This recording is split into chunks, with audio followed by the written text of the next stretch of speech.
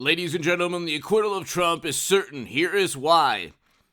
Quote, because of preemption, it's entirely possible that the state of New York cannot prosecute a state case based on a federal filing, an FEC violation. The underlying crime, as best we can tell from Mr. Bragg's news conference and a statement to the press, is a campaign finance violation. Spending money for a campaign without reporting it. However, it goes on to say, for an FEC fine, there is what might be called double preemption or confirmed preemption. Both Congress and the state of New York agree that cases about federal campaign filings are federal courts only, not for states. In addition to the fact that the indictment did not list an actual crime, it listed the misdemeanors associated with the crime. He's going to be acquitted or it's going to be dismissed. This was in, we'll just say, the largest paper in New York today. The Trump indictment is a legal embarrassment. They never publish this type of article. This has been a catastrophe for those who just want to get Trump at all costs. Because the problem is that he didn't commit a crime, whether it's Georgia being an operative of the Kremlin, pressuring January tax issues in New York. He didn't commit a crime. Okay? So this was the most salacious, and you had Michael Cohen, who's a convicted felon, who lied to Congress and lied through his attorneys. And you had Stormy, who denied the affair. Both of whom are not very credible, but both of whom would generate thousands upon thousands of articles.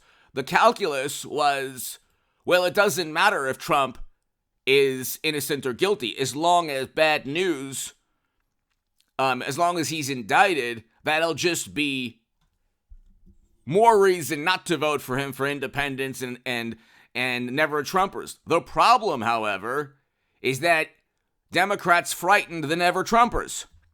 Because now the Mitt Romneys and the Paul Ryans and the Adam Kinzingers of the world, in their mind, understand that, hey, at the end of the day, Democrats, when they see you as a political obstacle, will have loyalists within the federal or within the state government, and they're going to go after you, which is why Steve Bannon is facing jail time for not honoring the subpoena, and Clinton's entire team of people who helped set up servers illegally siphoning classified data outside the U.S. government. They just laughed when Jason Chaffetz and others tried to get them to testify, like, we'll just plead the fifth. One of them said, we'll just plead the fifth.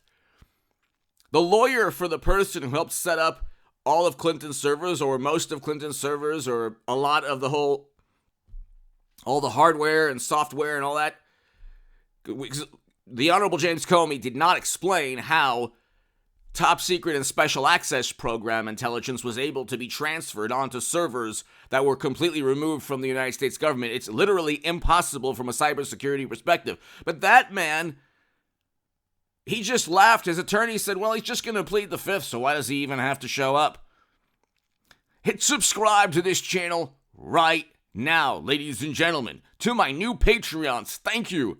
Thank you so much. If you enjoy my work, the Patreon link is below, and I thank you so much. The super thanks as well. Thank you. Go to hagoodman.com to read my writing in The Hill, the Huffington Post, Salon, the Jerusalem Post, the Federalist, and other publications. And become a part of a newsletter. To the super thanks for these segments, thank you. Your generosity is amazing. Thank you. It's right below, next to the like and share buttons. But here, you have a situation where even the National Review is saying that it's not really an indictment. Even the indictment, Bragg's indictment even fails as an indictment. Okay, so you have a situation where there is no federal crime. The FEC did not charge Trump. The state must rely on a federal crime for these misdemeanors to become felonies. This is a huge victory for Trump, a huge victory, because it highlights the fact that this has nothing to do anymore with the rule of law. When you are actually indicting a former president, and think of all like Joe, Hunter, Hillary, like those are serious crimes. And I think Hillary Clinton will be the 24 nominee for the Democratic Party. I really do. She wins Georgia and Arizona, she'll become president. I'm an American, first and foremost. I'm voting Trump, okay? But if Hillary Clinton becomes president, then God bless America. You might say you've lost your mind, but I'm an American first and foremost. I'm not like the apoplectic, completely hysterical, frenzied individuals on the left or within the morally superior Democratic Party. My mentality is, yeah, it would not be good for the country. Really, look at Biden's administration and then look at what Clinton's administration. Well, Clinton is probably, anyway, it's a whole other story. But he would be terrible for the country. But I would still say God bless America. That being said, and I would say God bless President Hillary Clinton. That being said, she committed crimes. I mean, it's pretty obvious. Even the Honorable James Comey stated that crimes were committed, but no reasonable prosecutor would indict. Everyone on the planet, that's the Honorable James Comey, is on a short on this channel stating that.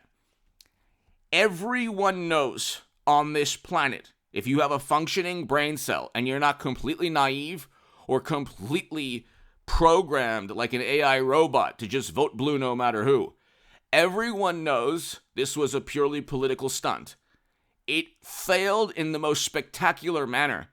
First, they tried to indict Trump. Then they couldn't indict him. Then they indicted him. And then it still didn't work out because there's no federal crime. Now, they wanted to tarnish him, torment him, demean him. This is an exercise in like performance art. They wanted to take Trump. They wanted Trump, like Donald Trump, he's like an orange monster on top of the Empire State Building, and all of these planes are like, you know, prosecutors and media, and they wanted Trump to be like, yeah, this is the worst ever, and then like, you know, Stephen Colbert and Jimmy Kimmel, but it's not working. This is in their minds, like everyone will see now, he's disgraced, but it's the people after him who are now disgraced. It's those people who are now disgraced. Imagine you work your whole life or the past 7 years to torment Trump and only to have him acquitted or the case dismissed. Imagine. And then he gets a boost in fundraising, and then he gets a boost in popularity. But see, again, the Democrats did commit crimes. Trump did not. The never Trump Republicans did commit crimes, some of them, with stock trades. And so you have a situation where the system that Trump talks about is actively defending those after him who did commit crimes, like Hunter. There are more crimes in one photo within that laptop than Trump has ever committed in his life. They say that Trump is a narcissist, he's a criminal. The people after him embody those traits. It's not about the rule of law or morality or the republic or democracy anymore. For MSNBC, CNN, I mean, the Times today did a good thing because I think they want history to at least show that they called it correctly. Like the Trump indictment is a legal embarrassment. They would never publish this type of thing unless it was an absolute catastrophe and unmitigated disaster politically for Democrats. And they want to kind of be ahead of what is almost certainly going to take place, which is an acquittal or dismissal or an appeal if he ever is convicted. But first they have to get an FEC fine, which is hilarious. Anyway, give me your thoughts below. Hit subscribe right, and I'll be back in a couple of hours. Thank you.